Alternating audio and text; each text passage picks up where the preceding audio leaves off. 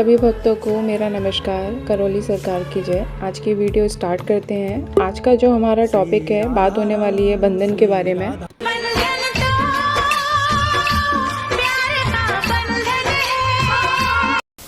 नहीं, इस बंधन के बारे में नहीं, बात होने वाली है सिद्ध बंधन के बारे में। आज इस वीडियो में हम बात करेंगे बंधन के बारे में, हर तरीके की, जैसे कि बंधन कब बांधना है, क्यों बांधना है, किसे बांधना है, खंडित हो जाता है तो क्यों खंडित होता है, खंडित होने के बाद क्या करना है, क्या बंधन बांधना ज़रूरी है, नहीं बांधेंगे तो क्या हो जाएगा। वीडियो में बताई जाने वाली जानकारी मैं अपने मन से नहीं बता रही हूँ। ये सारी जानकारी खुद गुरुजी ने बताई है और कई सारे लोगों को वो जो भी कुछ बताते रहते हैं वहाँ से एकत्रित हुई है। तो सारे क्वेश्चंस के आंसर होने वाले हैं, बंधन को लेकर के पूरी जानकारी मिलने वाली है। वीडियो को शुरू करते हैं। बस बने रहना आप 5 मिनट के लिए इस वीडियो के साथ। यदि आप दरबार से पहली बार जुड़े हैं तो आपके लिए जानना ज़रूरी है कि बंधन होता क्या है और ये दिखता कैसा है। करौली सरकार के दरबार से रजिस्ट्रेशन करवाने के बाद सबसे पहले आपको जो काम करना होता है वो होता है अर्जी और बंधन का।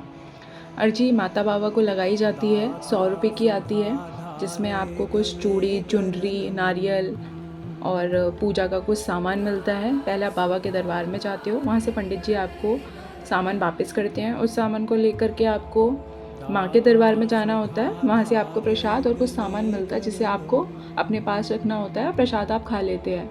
उसके बाद आपको बंधन बांधना होता है अपनी कमर में। तो ये दिखता कैसा है, ये फ़ोटो आप देख सकते हैं। तो इस तरीके के पैकेट में आपको ये मिलेगा। ये जैसे 2 बंधन है तो आपको 200 रुपये खर्च करने पड़ेंगे, 5 बंधन लेते हो तो 500 रुपये खर्च करने पड़ेंगे। अब नेक्स्ट टॉपिक आता है कि बंधन क्यों बांधना है और साथ ही बंधन होता क्या है। बंधन एक बहुत ही पवित्र धागा होता है जो हमें करौली सरकार से मिलता है। ये बहुत पवित्र होता है, साथ ही ये सिद्ध किया जाता है हमारे गुरुजी के द्वारा। पर डे हज़ारों धागे इस तरीके के सिद्ध करके बंधन के रूप में बनाए जाते हैं। तैयार करने के लिए दरबार में बहुत सारे लोग सेवा देते हैं और इसको तैयार करके 100 रुपये का बेचा जाता है। इस बंधन को आपको अपनी कमर पर बांधना होता है। ये बंधन हमें दरबार से जुड़ने के बाद भूत प्रेत या किसी भी प्रकार की नकारात्मक शक्ति से बचाता है। हमें पता ही नहीं होता, हम जिंदगी भर अपने खुद के ही पैर के अंगूठे में बंधे होते हैं और नकारात्मक शक्तियाँ हमारे पूरे शरीर में विचरण कर रही होती हैं। विशेष रूप से हमारे दिमाग पर। आपने गुरुजी को कई बार कहते हुए सुना होगा कि तुम्हारी तो बुद्धि बंधी हुई है। तो ये बुद्धि कौन बांधता है, कैसे बनती है? असल में हम लोग जब अपने शरीर में होते ही हैं और कोई भी नकारात्मक शक्ति हमें हमारे शरीर में प्रवेश करने के बाद हमें हमारे पैर के अंगूठे में बांध देती है और पूरे शरीर में विचरण करती रहती है।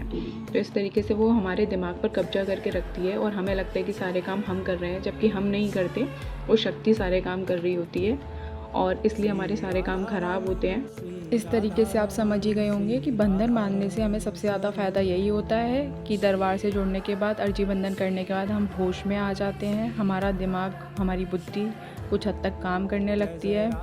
बंधन बांधने से हमारी बहुत ज़्यादा सुरक्षा होती है, तो इसलिए हमें बंधन बांधना सबसे ज़्यादा ज़रूरी होता है।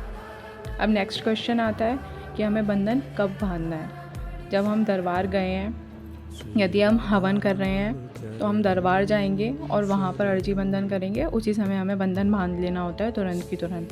यदि हम नमन कर रहे हैं, हम कभी ज़िंदगी में दरबार नहीं गए हैं, तो उस केस में आपको नमन के लिए बंधन बांधने की ज़रूरत नहीं होती है। लेकिन यदि आप दरबार जा कर के नमन कर रहे हैं, जिसमें 21 शनिवार और 7 अमावस्या होता है, तो उस केस में आपको वहाँ पर जा कर के बंधन बांधना पड़ेगा और फिर बाबा से अर्जी लगानी पड़ेगी कि बाबा मेरी सामर्थ्य नहीं है, तो मैं अभी नमन ही कर रहा हूँ, तो इस बीच मेरी रक्षा करनी है। और ऑब्वियसली रक्षा होती ही है, बंधन होता ही इसीलिए आपका, और दरबार की कृपा दृष्टि आपके ऊपर हमेशा बनी रहती है।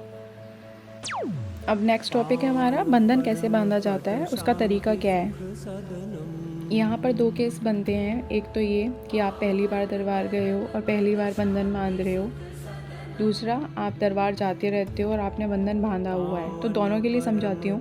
पहले केस में आपको क्या करना है कि आपने अर्जी बंधन किया और जब आप अपनी कमर पे बंधन बांधने वाले हैं तो उससे पहले आपके शरीर पे कोई भी कैसे भी रंग का धागा है, लाल धागा, काला धागा, पीला धागा, कहीं की मान्यता की कोई अंगूठी है, किसी भी तरीके की कोई भी चीज़ जो आपके कपड़ों के अलावा आपके शरीर पर है, कहीं की कोई बताई हुई कोई अंगूठी हो कि ये ग्रह नक्षत्रों के हिसाब से आपको पुखराज पहनना है, नीलम पहनना है, सब कुछ आपको उतारना है।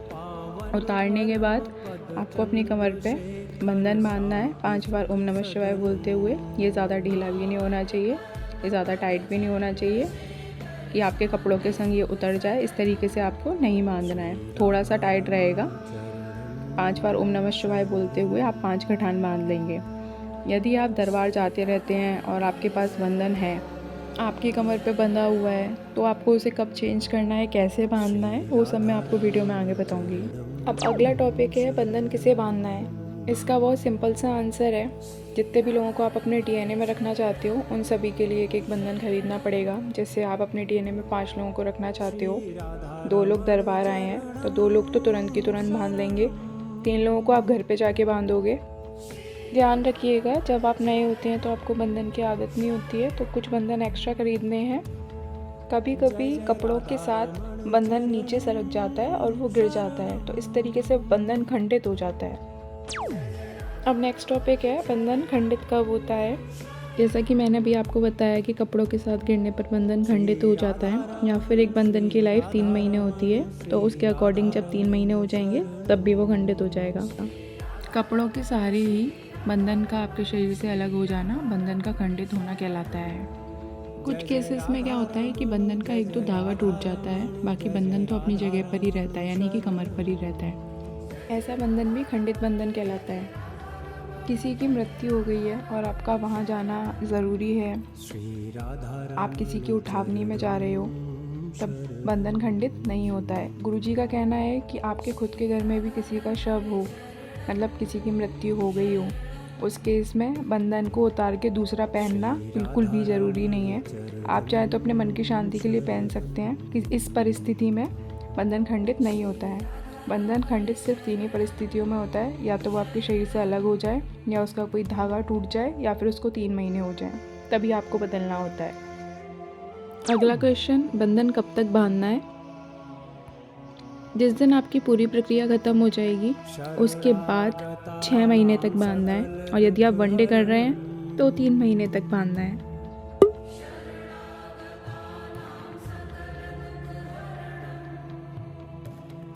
इस तरीके से दरबार के बाहर ये जो आप बंधन देख रहे हैं, ये 3 बंधन 4 बंधन इस तरीके से लगे हुए हैं, और आप देखेंगे कि पूरी की पूरी जाली पे लोगों ने कपड़े सुखाने के साथ साथ ये बंधन भी टांग रखे हैं। और इस तरीके से आपको बंधन नहीं बांधने हैं यहाँ पर। अब दरबार के मेन गेट की तरफ चलते हैं। यहाँ पर मेन गेट की तरफ जब आप पहुँचेंगे तब आप देखेंगे कि मेन गेट के उल्टी साइड पर, यानी कि लेफ्ट हैंड साइड पे देखो, ये बंधन टंगे हुए हैं। पता नहीं क्यों भक्तगण आके यहीं पर ही बंधन टांग के जाते हैं। इससे आप सिर्फ और सिर्फ अपने कर्म भोग बढ़ा रहे हैं। आगे भी यहाँ पर लोगों ने लगा रखे हैं बंधन। अब यदि वीडियो में आप यहाँ तक रुके हुए हैं तो आपको मिलेगी आज की बोनस टिप, जो आपको मेरी हर वीडियो में मिलती है। बंधन जिस पाउच में आया उसको फाड़ लेंगे, और आप देख रहे हो कि ये बंधन बाहर निकालने के बाद कुछ ऐसा दिखता है, बंधा हुआ आता है। ये करीब 1 से 1.5 मीटर इसकी लंबाई रहेगी। इस तरीके का ये दिखेगा। मैंने यहाँ पर आपको दिखाने के लिए रखा हुआ है, आप देख सकते हैं। ये पाउच में से निकाला था और ये इसकी लंबाई इतनी है, इस तरीके का ये आपको दिखेगा। अब आपको बांधना कैसे है वो बता देती हूँ। आप लोगों की किस्मत अच्छी है, क्योंकि मेरे बंधन को भी 3 महीने पूरे हो रहे थे और मैं बंधन की वीडियो बना रही थी, इसलिए मैं आपको अपना बंधन दिखा देती हूँ। ये जो आपको मेरी कमर पे बंधा हुआ दिख रहा है, ये मेरा पुराना बंधन है। 3 महीने का मतलब मैं 90 दिन लेकर के चलती हूँ, इसलिए मैं चेंज कर लेती हूँ। जैसे मैंने लास्ट बंधन 27 मई को बांधा था, तो आज 25 अगस्त को मेरे 3 महीने हो रहे हैं 90 दिन के अकॉर्डिंग। तो अभी आप देख रहे हैं कि मैं नया वाला जो बंधन है उसको ऊपर की तरफ बांध रही हूँ। 5 बार ओम नमः शिवाय बोलते हुए मैंने इसमें 5 गठान बांध दिए हैं, और पुराने बंधन को मैंने अपने पैर के साइड से नीचे से उतार लिया है।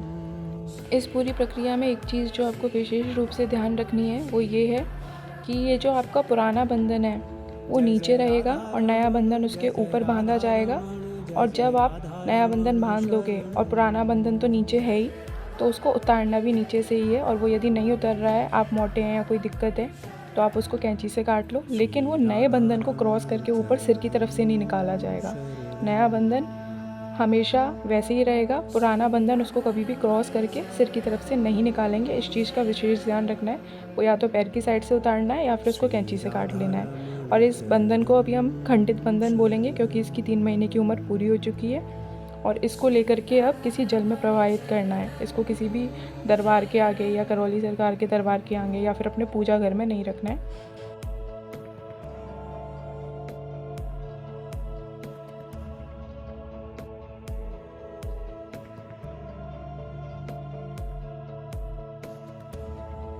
शरणागतानां सर्वसुखकरणम्। मेरी ये 2 वीडियो हैं, हवन और नमन कितने प्रकार के होते हैं और दरबार कैसे पहुँचें। आप ये दोनों वीडियोस भी देख सकते हैं, काफ़ी अच्छी जानकारी आपको इसमें मिलेगी। मिलती हूँ नेक्स्ट वीडियो में, तब तक के लिए हर हर महादेव, करौली सरकार की जय। अपना ख्याल रखिएगा।